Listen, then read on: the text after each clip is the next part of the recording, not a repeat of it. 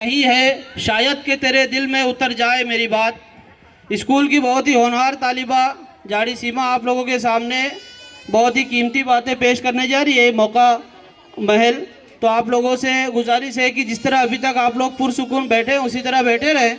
दूसरी बात, एक मिनट बेटा, देखो ये सामने वालों ने तो माशाल्लाह बात को सुना, इधर जो बैठे बच्चे हैं आप लोग डिस्टर्ब कर रहे हो।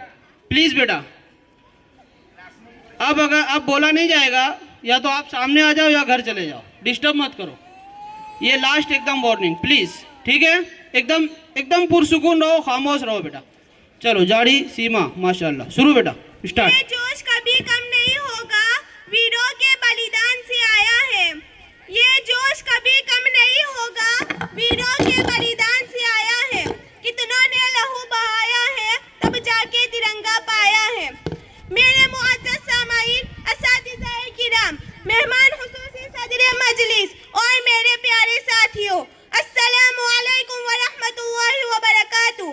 आज हम सब यहाँ जमा हुए हैं ताकि अपने प्यारे वतन हिंदुस्तान के यौम जमहूरिया को मनाए। 26 जनवरी का दिन हमारी तारीख का एक सुनहरा बाब है, क्योंकि इसी दिन 1950 में हमारे मुल्क ने एक आज़ाद और खुद मुख्तार जमहूरिया के तौर पर अपना आइन नाफिज किया। ये दिन हमें आज़ादी के उन अजीम रहनुमाओं और शहीदों की कुर्बानियों की याद दिलाता है, जिन्होंने अपना खून और पसीना बहाकर हमें एक आज़ाद मुल्क दिया। ये आइन बनाने के लिए दस्तूर साज़ असेंबली तश्कील दी गई, जिसमें मुंतखब अरकान शामिल थे। उन अरकान में मुख्तलिफ सियासी, समाजी और मजहबी पस मंज़र से ताल्लुक़ रखने वाले लोग शामिल थे। उनमें से कुछ नुमाया अरकान जिनके नाम है doctor Bhimrao Ambedkar, Pandit Jawaharlal Nehru, Sardar Vallabh Bhai Patel, Rajendra Prasad, Maulana Abul Kalam Azad, H C. Mukherjee, K M. Munshi, sir Govindrao Naidu, G B. Pant वगैरह वगैरह। और दस्तूर साज़ असेंबली में कुल 389 अरकान थे, जिनको मुख्तलिफ रियासतों और इलाकों से मुंतखब किया गया था। मुसलमानों, खवातीन, दलितों और अक़लियतों को भी मुनासिब नुमाइंदगी दी गई थी। ये असेंबली 9 दिसंबर 1946 को कायम हुई।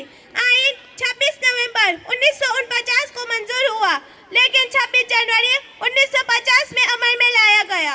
हमारा आइन तमाम शहरियों को मसावत, इंसाफ और आज़ादी की ज़मानत देता है।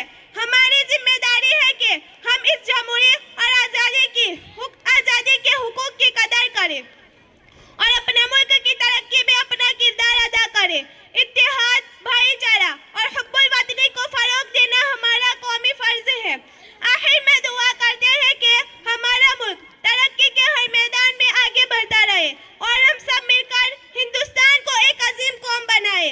वतन की मोहब्बत हमारी पहचान है, हम हिंदुस्तानी हैं, ये हमारी शान है। रस्में उल्फत को निभा कर देखो, दिल को अब दिल से मिला कर देखो। रस्में उल्फत को निभा कर देखो, दिल को अब दिल से मिला कर देखो। जो तुम्हें हमसे अलग कर दी है वो दीवार गिरा कर देखो। अस्सलामु अलैकुम।